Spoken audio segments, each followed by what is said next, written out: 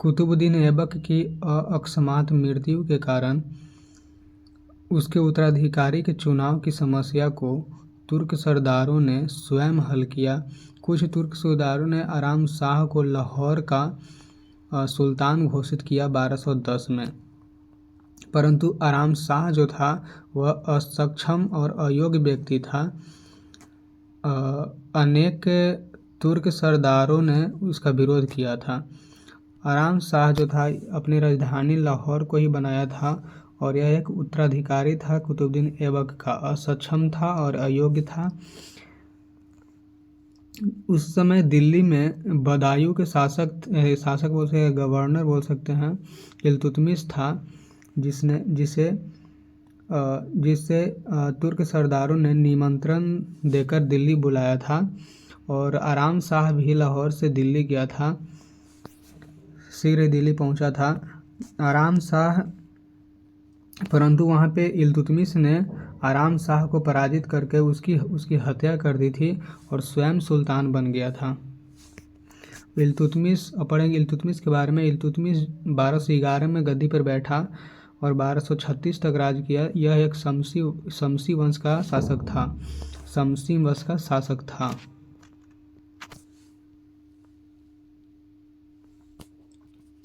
इल्तुतमिश को गुलामों का गुलाम बोलते हैं और इसने 1211 पर गद्दी पर बैठा, यानी 1211 में इसको गद्दी मिली आराम शाह के मृत्यु के बाद, यानी आराम शाह की जब हत्या की इसने, उसके बाद 1211 में इसको गद्दी मिली। इसको गुलामों का गुलाम बोलते हैं क्योंकि जो कुतुबुद्दीन ऐबक था वह मोहम्मद गोरी का गुलाम था और कुतुबुद्दीन ऐबक का गुलाम इल्तुतमिश था, इसलिए हम इसको गुलामों का गुलाम बोलते हैं। कुतुबुद्दीन ऐबक का दामाद भी इल्तुतमिश को कहा जाता है। इल्तुतमिश जो है कुतुबुद्दीन ऐबक का दामाद था। इसका बचपन का नाम अल्तमस था, अल्तमस। इसका पूरा नाम शमसुद्दीन इल्तुतमिश था, शमसुद्दीन इल्तुतमिश। इसका पिता का नाम इलम खां था।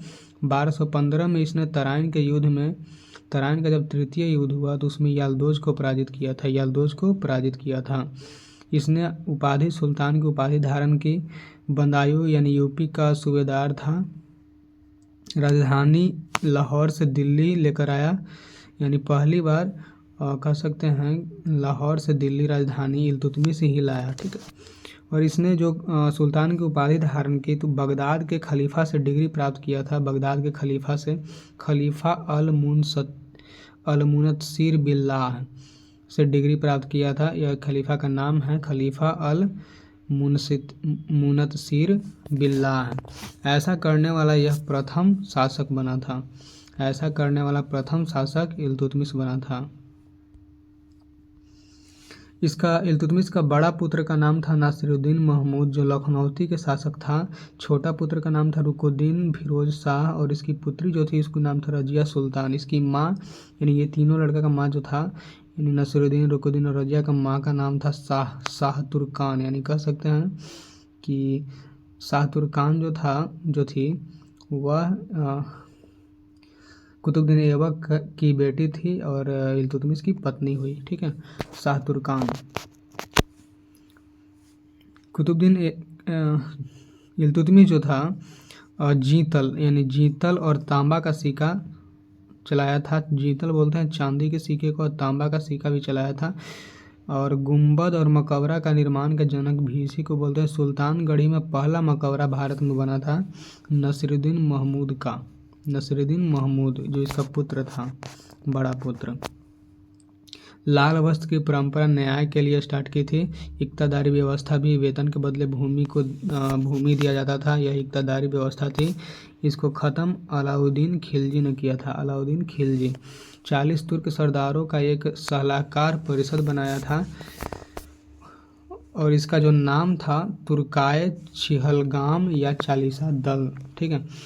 इसी के समय में जियाउद्दीन मंगभरनी का पीछा करते हुए चंगेज खान दिल्ली आया था, लेकिन इल्तुतमिश ने जियाउद्दीन को अपना शरण नहीं दिया था। इल्तुतमिश जो था इस्लामिक पद्धति का वास्तविक संस्थापक माना जाता है। मालिक जन्नी को बिहार का सूबेदार इल्तुतमिश ने ही नियुक्त किया था अपने शासनकाल के दौरान। बिहार का सूबेदार मलिक जनी को नियुक्त किया और शुद्ध अरबी सिक्का चलाया था। शुद्ध अरबी सिक्का जिसपे कोई और भाषा का यूज नहीं किया गया हो तो उसको बोलेंगे शुद्ध अरबी सिक्का, जिसको चलाया था ख्वाजा मुइनुद्दीन चिश्ती की दरगाह जो है इल्तुतमिश के द्वारा ही बनाया गया था। ख्वाजा मुइनुद्दीन चिश्ती की दरगाह इल्तुतमिश के द्वारा बनाया गया। तबकात ए नासरी पुस्तक के लेखक जो हैं मिनहाज उस सिराज हैं, जो कि इल्तुतमिश के दरबारी कवि थे। मिनहाज उस सिराज तबकात ए नासरी पुस्तक के लेखक हैं और यह है मिनहाज उस सिराज दरबारी कवि हैं इल्तुतमिश के। नसरुद्दीन महमूद को समर्पित है यह तबकात ए नासरुद्दीन पुस्तक। 1236 के में मृत्यु जब हुआ इल्तुतमिश का तो उस समय रजिया सुल्तान को उत्तराधिकारी के रूप में नियुक्त किया जाना था एवं क्योंकि इल्तुतमिश ने अपने जीवन काल में ही रजिया को उत्तराधिकारी मान लिया था, परंतु 40 सरदारों के द्वारा रुकनुद्दीन को शासक बनाया गया था। रजिया ने न्याय के लिए लाल वस्त्र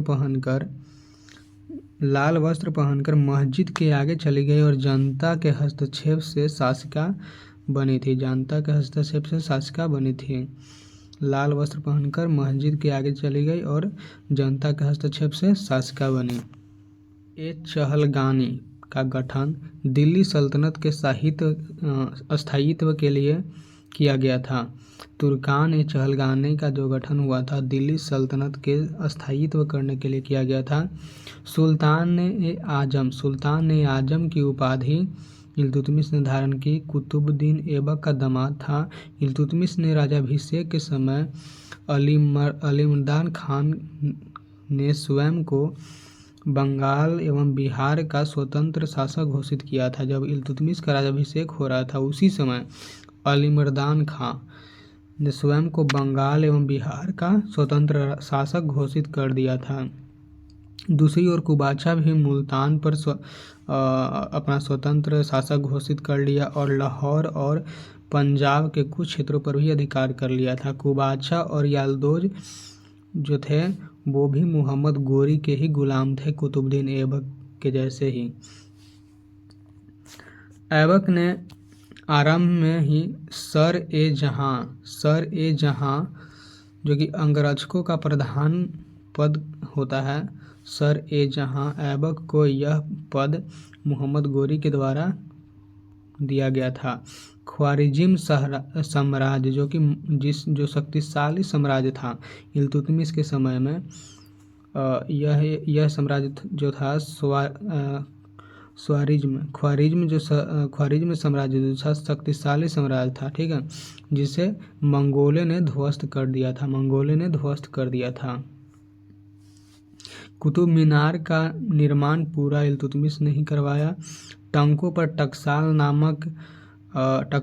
के टकसाल पर नाम लिखने की परंपरा भी इल्तुतमिश ने ही चालू की। सिक्कों पर शिव, नंदी व चौगान घुड़सवार अंकित हुआ करते थे। जो इल्तुतमिश के समय के जो सिक्के थे उस पे नंदी व शिव और चौगान घुड़सवार अंकित हुआ करते थे। रणथंभौर जीतने वाला प्रथम शासक ग्वालियर विजय के बाद सिक्कों पर रजिया का भी नाम लिखवाया था, यानी कि यह जो था इल्तुतमिश रणथंभौर जीतने वाला प्रथम शासक था और जब वहाँ से जीत करके आया ग्वालियर विजय तो वहाँ उसके बाद रजिया का नाम भी सिक्का पर चलवाया था। मदरसा ए मुइजी जो कि गोरी की स्मृति में इल्तुतमिश ने बनवाया। नासरी मदरसा यह भी जो है मदरसा, यह जो मदरसा है यह पुत्र की स्मृति में बनवाया है। इल्तुतमिश जो है नासरी मदरसा पुत्र की स्मृति में बनाया। मदरसा ए मुइजी गोरी की स्मृति में बनवाया है। जब कुबाचा जो था वह मुल्तान पर स्वतंत्र अपना शासन घोषित कर लिया था, स्वतंत्र शासक मुल्तान का घोषित कर लिया था, लेकिन बाद में इल्तुतमिश ने मुल्तान को अपने में मिला लिया था कुबाचा को हरा करके। कुबाचा को हरा करके अपने में ही अपने साम्राज्य में मिला लिया था कुबा, ठीक है। और ये जो था मतलब जैसे जब इल्तुतमिश की मृत्यु हुई थी तो फिर रुकुद्दीन फिरोज शाह जो शासक बना था, मतलब उसके बाद तो जो उत्तराधिकारी बना था, क्योंकि उसकी जो नसीरुद्दीन जो बड़ा भाई था रुकुद्दीन का, उसकी मृत्यु हो गई थी और यह लखनऊती का शासक था। तो उसकी मृत्यु के कारण ही जैसे रजिया सुल्तान एक लड़की थी, तो जो चालीसा दल जो थे वह उसको स्वीकार नहीं करते थे, वह अपना अपमान समझते थे स्त्री को राज करते हुए देखकर। तो जिसके वजह से रजिया सुल्तान को शासक नहीं बनाया गया था। और जो शाह तुर्कान जो फिरोज शाह की माँ थी रुकुद्दीन की, और जिसने कि जो 40 तुर्क सरदार थे उनके बीच षड्यंत्र करके, और जो षड्यंत्र करके बीच में फिरोज शाह को सुल्तान घोषित कर दिया था। और जो सुल्तान जब फिरोज शाह बना था तो उसका जो नियंत्रण ठीक तरीके से नहीं कर सकता था, तो लेकिन वास्तविक जो सत्ता थी वह शाह तुर्कान यानी फिरोज की माँ ही चलाती थी, और यह एक क्रूर महिला थी।